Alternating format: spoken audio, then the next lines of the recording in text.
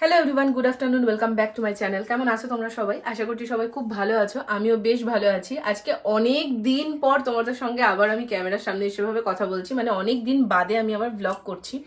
Shorts তো তোমাদের সঙ্গে আমি ডেলি শেয়ার করি, বাট গতকালের একটা শর্টসে নাকি আমাকে কমেন্ট করেছে যে লং ব্লগস দাও। তো আজকে তো বৃহস্পতিবার, ওর ছুটি আছে, আজকে সকাল থেকেও আমি শর্টসই বানাচ্ছিলাম। বাট সাডেন আমি এখন মার সাথে ফোনে কথা বলতে বলতে মানে আজকে বিকালবেলা একটা প্ল্যান হচ্ছে, এখনো জানি না হবে কিনা সাকসেসফুলি, বাট প্ল্যান হচ্ছে। তো ওটাই মাকে বলছিলাম। তো মা বললো তাহলে ব্লগ কর, ব্লগ করলে ডিটেলসে দেখানো যায়। শর্টসে তো তোমাদের সঙ্গে আমি কয়েক সেকেন্ড করে করে ক্লিপস নিয়ে একটা টোটাল শর্টস রেডি করি, তো সেখানে পুরোটা দেখানো যায় না।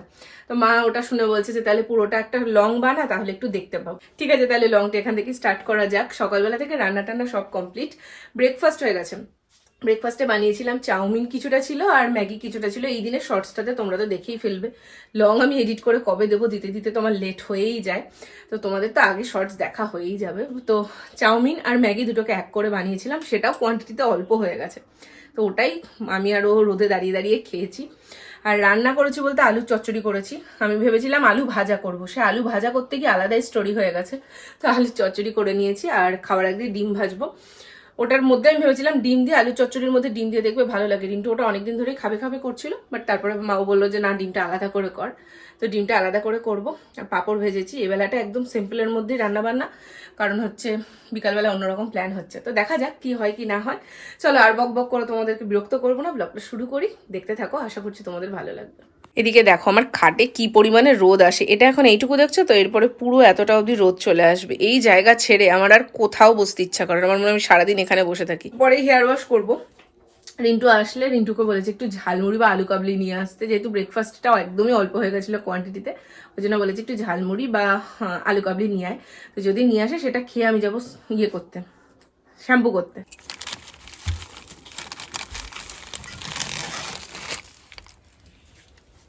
ফ্রিজটা একটু খোল।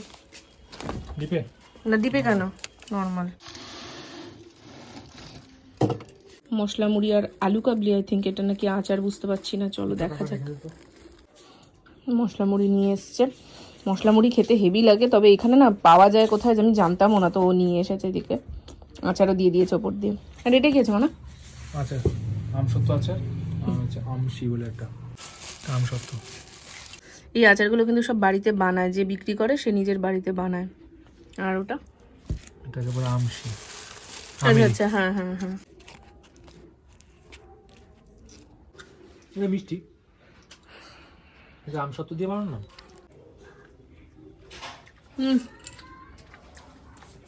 আলাদাই টেস্ট। আমার মা যখন এই ব্লগটা দেখবে, আমার মা আমাকে ফোন করে বলবে একা একা খেলি। আমার মা আচার খেতে এক্সপার্ট। আর অনেকে দেখবে আচার ফাচার খেয়ে না সহ্য করতে পারে না। আমার মার ওসব কোনো প্রবলেম নেই। হ্যাঁ, হেভি বানিয়েছে, হেভি বানিয়েছে। তাহলে ও তো ফেমাস।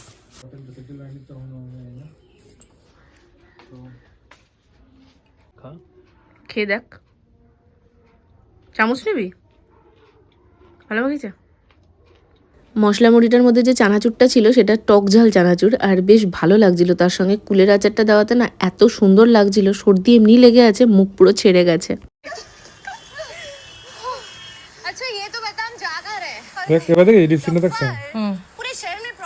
বাচ্চা এখন একটা। আমার ওদিকে স্নান তো সকালবেলাতেই হয়ে গেছে, হেয়ার ওয়াশও করে নিয়েছি। এখন রোদটা আসেই জানলা দিয়ে, এখানে শুয়ে শুয়ে আমি আর ও দুজন মিলে একসঙ্গে মুভি দেখছিলাম। আর ওই যে তখন তোমাদের দেখালাম প্যাকেটের দুধ নিয়ে আসা হয়েছিল, সেটা দিয়ে এখন মা পায়েস করছে। গুড় দিয়ে পায়েস খেতে এই শীতকালে তো বেশ ভালো লাগে। তো গুড়ের পায়েসই হচ্ছে। আর প্রায় তখন 3টে নাগাদ আমরা লাঞ্চ করেছি, কারণ ওর কিছু কাজ ছিল, সেই কাজগুলো করতে করতে অনেকটা লেট হয়ে গেছে।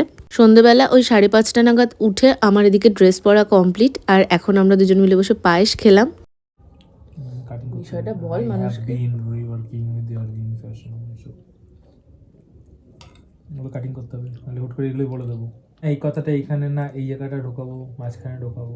তুই কি বলছিস? ইন্ট্রোডাকশনে প্রথমে নিজের এইটুকুটা ইন্ট্রোডাকশনটা দিবি না, তুই শুধু বলি 3 ইয়ার্সটা বলবি না, 3 ইয়ার্সটা পরে বলবি। ওই তো, আচ্ছা যাই হোক, এগুলো তোকে এখানে ঢোকাতে হবে। হট করে তো কথায় কথায় বলে দেবো তো এটা। তাহলে তুই কি বলবি সেটা বল, আমি তাহলে ফাইনালি লিখি। তোর কাছে আছে এটা? তোকে তো পাঠালাম। পাঠিয়েছিস তো তুই, আমাকে এটা দিয়ে আমি এটা এসে লিখি, এখানে লিখবো। Good evening everyone. বাচ্চা এখন 6:30, আমাদের তো বেরানোর কথা। দেখো আবার ফোন চলে এসছে। এখন তো অলরেডি 6:30 বাজছে, আমাদের 6:30 বেরোনোর কথা। যাই হোক, ঝটপট আমি তো রেডি হয়ে গেছি, কারণ আমি জানি ওর পেছনে পেলা খাটতে খাটতে আমার রেডি হওয়া হবে না। ওই দেখো বিছানার ব্ল্যাঙ্কেট ফ্যাঙ্কেট সব ওরমভাবে রেখে দিয়ে উঠে গেছে। ঝটপট এখন আমি ব্ল্যাঙ্কেটটা করছি। চুল আমার এখনো করা হয়নি, বাট আমি ওয়ান পিসটা পরেছি, তার সঙ্গে নিচে ব্ল্যাক কালারের স্ল্যাক্স আর একটা ব্ল্যাক কালারের এরকম ওভারকোট কাইন্ড অফ সোয়েটার। কেমন লাগছে বলো? একটু সুন্দর করে সেজেছি, অনেকদিন পর বেরোচ্ছি ঘুরতে, তো সুন্দর করে সেজেছি। তো চলো ঝটপট করে আগে এখন বিছানাটা গোছাই, তারপরে বেরোবো। তোমাদের তো দেখিয়েছিলাম মিশো থেকে ইয়াররিংগুলো নিয়েছিলাম, এটা আমি আজকে পরেছি, আমার বেশ ভালো লাগছে। আমার অনেক দিন ধরে এরকম টাইপের ইয়াররিংগুলো নেওয়ার ইচ্ছা ছিল, আর পুরো সেটে নিয়েছি আমি এটা। যদি কারো লিঙ্ক লাগে কমেন্ট করো, আমি কমিউনিটি পোস্টে লিঙ্ক দিয়ে দেবো। আপনাদের প্রিয় শহর গণেশপুর সুকান্ত সদনে অনুষ্ঠিত হতে চলেছে ম্যাজিক শো।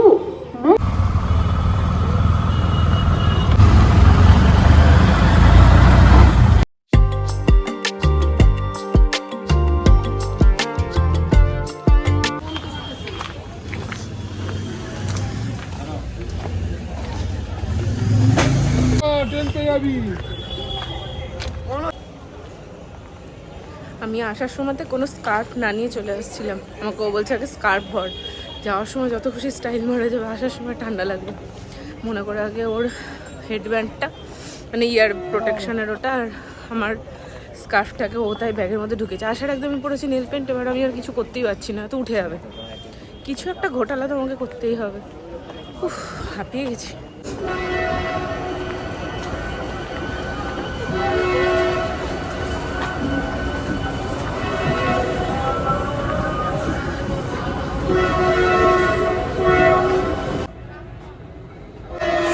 ঠান্ডা লাগছে না তোর?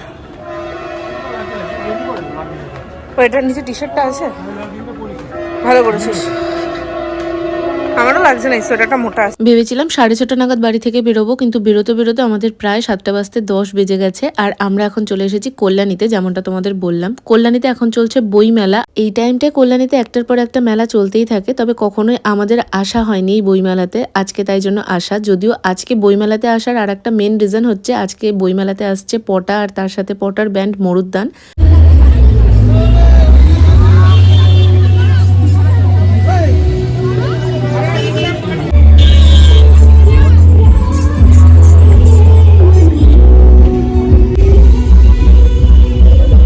আর মাত্র দুদিন আছে এই মেলাটা, আর এক একদিন এক একজন সিঙ্গারকে নিয়ে আসা হয়েছে। এরপর একদিন মিকা সিং আসার কথা আছে। এক একদিনের টিকিটের মূল্য এক এক রকম ছিল। যেমন আজকের জন্য টিকিটের ভ্যালু ছিল 50 টাকা করে, তো আমরা দুজনের জন্য দুটো টিকিট নিয়ে তারপর চলে এসেছি ভেতরে। ভেতরে অনেক রকম স্টল ছিল, সব থেকে বেশি যেটা ছিল সেটা হচ্ছে বইয়ের দোকান। নতুন পুরনো অনেক রকম বইয়ের দোকান ছিল। হ্যান্ডমেড জুয়েলারিরও একটা হিউজ কালেকশন ছিল, তার সঙ্গে হাতে বানানো পাপড়, আচার, অনেক কিছু ছিল। মেলার ভেতরে আসার পর এখানে সব থেকে যেটা আমার কাছে আকর্ষণীয় লাগছিল সেটা হচ্ছে কানের দুলের স্টল। এটা দেখার পর তো আমি ওখানে আটকে গেছি। মাত্র 30 টাকা করে কানের দুলগুলোর দাম ছিল, আর এত সুন্দর কালেকশন। তারপর দেখলাম এই ফুলের দোকানটা, যেটার কালেকশনগুলো তো আমার ভীষণ পছন্দ হচ্ছিল, মনে হচ্ছিল সবগুলো কিনে ফেলি। আমার যদি একটু স্পেস থাকতো না, তাহলে অবশ্যই আমি এই ফুলগুলো নিতাম। খুব ইচ্ছে আছে ফিউচারে নেওয়ার, দেখা যাক। তো এখান থেকে আমি দুটো মতন কানের দুল নিয়েছি, কোনটা ছেড়ে কোনটা নেব আমি তো সুপার কনফিউজড হয়ে গেছি। আমি চাইছিলাম এরকম একটু ওয়েস্টার্নের মধ্যে নেওয়ার জন্য, কারণ ঝুমকা বা এথনিকের সঙ্গে পরার জন্য আমার কাছে ইয়াররিংস আছে, বাট এখানে আমি একটু ওয়েস্টার্ন টাইপ নিতে চাইছিলাম। তো রিন্টু এখানে আমাকে পছন্দ করে দিচ্ছিল। বাড়ি আসার পর যে পিঙ্ক কালারের হার্ট শেপের মধ্যে যেটা দেখলে, ওটা আমার মনে হচ্ছিল কেন নিলাম না, ওটা আমি মিস আউট করে গেছিলাম। তো যাই হোক, দুটো নিয়েছি, পরে আমি তোমাদের বাড়ি গিয়ে দেখিয়ে দেবো definitely.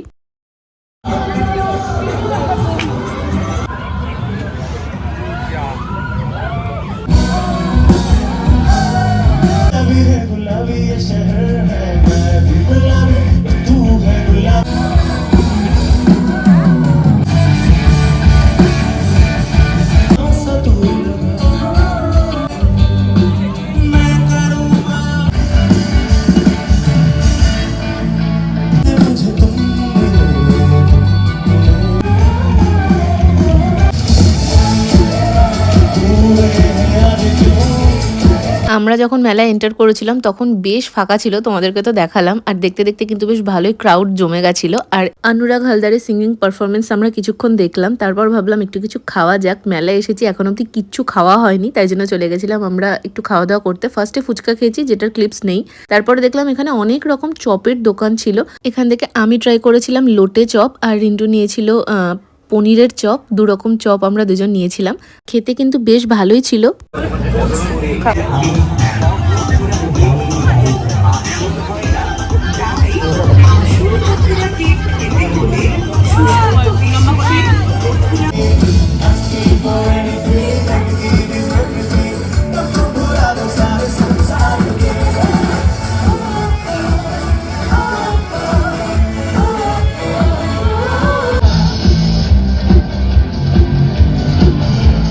Okay, is everybody ready to sing with us?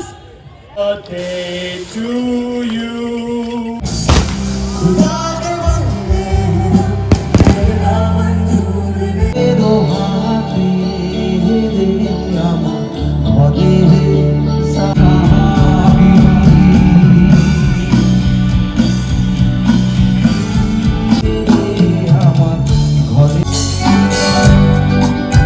দশটার পর পটা উঠলো গান করতে, তো 10টা অবধিও আমরা দেখেছি। 1-2 গান শুনেছি পটার। তারপর আমরা এখন বেরিয়ে যাচ্ছি, কারণ এখান থেকে বাড়ি যাওয়াটা একটা টাস্ক হয়ে যাবে। একই প্রচন্ড ঠান্ডা, আর ডাইরেক্ট কোনো অটো আমরা পাবো না। এখান থেকে ফার্স্টে আমরা ক্যাব দেখছিলাম, ক্যাব পেলাম না, তো সেই জন্য চলে গেছিলাম টোটো করে স্টেশন। ওখান থেকে আমরা ট্রেন ধরে তারপর যাব কাঁচরাপাড়া। সেখান থেকে আবার আমাদেরকে অটো নিতে হবে, মানে অনেকটা লং জার্নি হয়ে যাবে। রিন্টু এদিকে ট্রেনের টাইম দেখছিল যে এরপর নেক্সট কোন ট্রেন আছে, মানে কোন ট্রেনটা আমরা পাবো আর কতটা রাত হতে পারে। ওদিকে অটোর লোককেও ফোন করে দেওয়া হচ্ছে।